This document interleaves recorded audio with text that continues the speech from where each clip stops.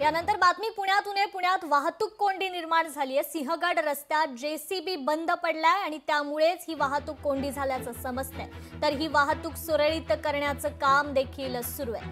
सिंहगड रस्ता वाहतूक पोलिसांच्या वतीनं जेसीबी बाजूला करून वाहतूक सुरळीत करण्याचं हे काम सध्या सुरू आहे। मात्र वाहनांच्या या ठिकाणी लांबच लांब रांगा लागल्याचं हे चित्र पाहायला मिळतं।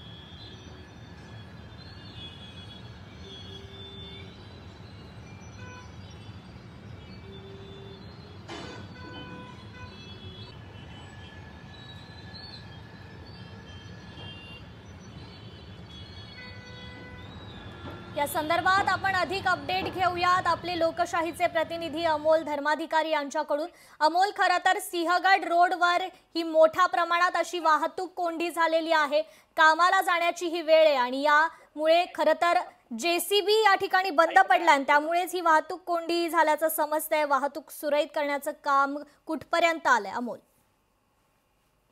सध्या वाहतूक पोलिसांकडून ही वाहतूक सुरळीत केली जाते, पण काही वेळापूर्वी या सिंहगड रस्त्यावर राजाराम पूल आहे, या ठिकाणी एक विश्रांती चौक आहे, या ठिकाणी पाणी पुरवठ्याचा एक जेसीबी बंद पडलेला होता आणि त्यामुळे ही वाहतूक कोंडी झालेली होती।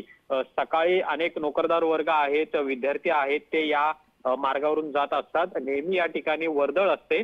आज हा जेसीबी बंद पडल्यामुळे वाहतूक कोंडीत आणखीन भर पडलेली होती। त्याचबरोबर सिंहगड रस्त्यावर जो नवीन उड्डाणपूल उभारलेला आहे त्या उड्डाणपुलावरही 2 ते 3 किलोमीटरच्या रांगा आहेत, त्या लागलेल्या होत्या आणि त्यामुळे या वाहतूक कोंडीत पुणेकर जवळपास 20 ते 25 मिनिटं अडकलेले होते।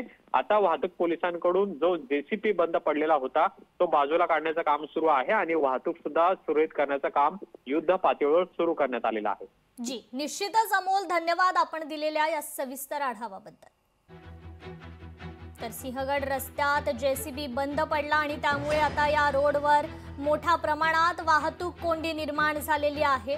वाहतूक पोलिसांकडून ही वाहतूक सुरळीत करण्याचं काम सध्या सुरू आहे। लोकशाही मराठी ऐका, पहा, जागरूक रहा।